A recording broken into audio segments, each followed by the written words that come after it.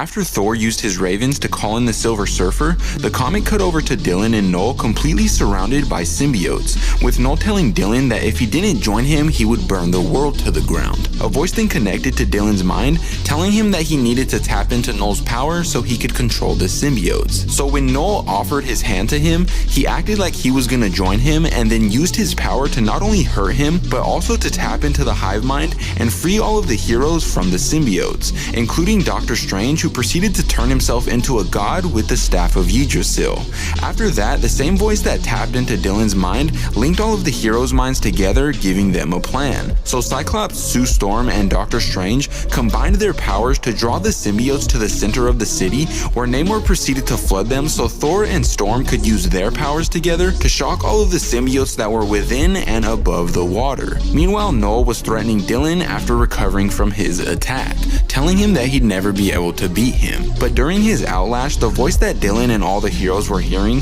was revealed to be Jean Grey, and she proceeded to infiltrate Null's mind to try and find a weak point. But after her examination, she started to lose hope because she couldn't find anything that would hurt him because he had pretty much beat everything, including the Celestials. But then suddenly she started to sense a light, an opposite to Null, a living force that was capable of beating him, a force that fought him in the past but lost because it was young. But now it was stronger and within the Silver Surfer, who was able to break through Null's symbiote barrier and destroy a bunch of his symbiotes upon making it to Earth, which infuriated Null because he started to feel the presence of this light, but it had a different warrior in mind when it came to fighting Null. So the light left the Silver Surfer, directing itself into the hands of Reed Richards, who quickly realized that this symbiote of light was the Enigma Force, the same force that turned Peter Parker into Cosmic Spider-Man. But it wasn't choosing Reed to wield it, it was actually there for none other than Eddie Brock,